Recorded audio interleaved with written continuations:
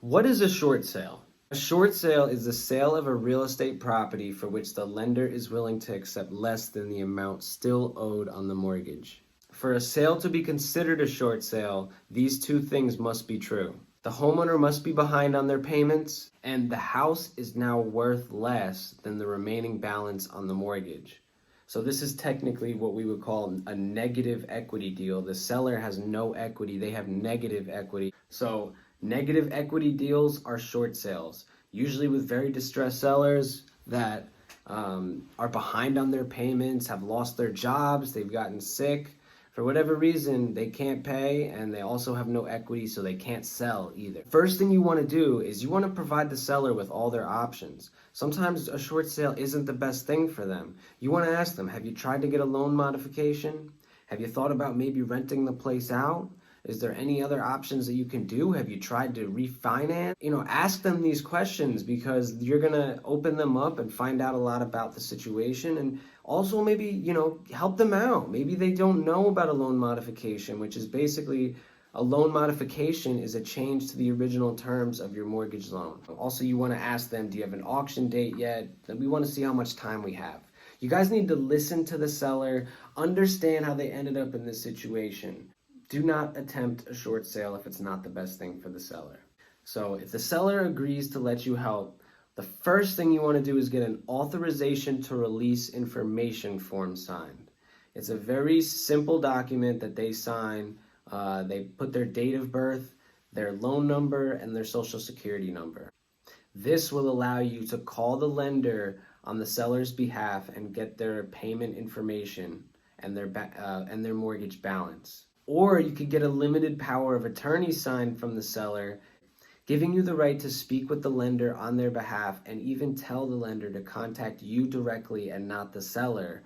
And this is great for sellers that feel like these lenders are harassing them, and you can tell them, listen, you won't have to worry about them calling you or sending you mail anymore. The next thing you want to do is find an investor-friendly realtor who is experienced in short sales. And then you're going to have the seller sign a listing agreement with that realtor. The agent is going to list the property and find a qualified buyer and then present the offer to the bank. From there, the bank hasn't gotten paid.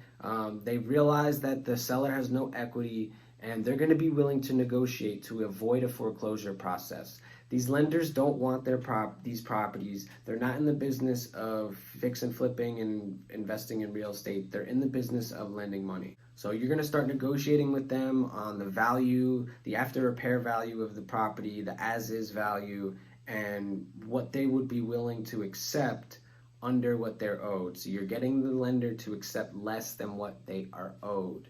Very difficult thing to do. You're going to want to do appraisals. They're going to want to do inspections. And you're also going to need a hardship letter from the seller explaining, you basically need a reason as to why you can't make these payments and why the lender actually needs to now take a loss on this loan. You have to have a good reason. Did you get sick? Did you lose your job? What happened, right? And that just has to be outlined in there as well. Also, on a short sale, the seller does not get any money. The lender is not going to take a loss and let the seller gain anything. The investor will make money, but that's different. But the advantages for the seller are they don't have a foreclosure on their credit report, so they could actually maybe go and get another mortgage if they wanted to within, the next 3 to 5 years. But a key note for short sale, guys, the loss that the lender takes will be counted as income to the seller, and they will be taxed on it. So if the lender accepts $40,000 less than they're owed, they will consider that a loss, and they will consider it income for the seller. They will be taxed on it. So yeah, guys, I actually have a short sale that's going on right now. It's been going on for about 13 months. Typically, they take 1 to 2 years to close. But with the, who knows what's going to happen in 2021 in the real estate market. But this is probably something you want to add to your tool belt, or at least understand it, in case there is a oncoming flood of foreclosures and a lot of inventory on the market. So I'll keep you updated on how my short sale goes. If you guys want, please comment, and maybe I'll make another video on the ins and outs of that deal and how it worked exactly. But please like, share, comment, and subscribe.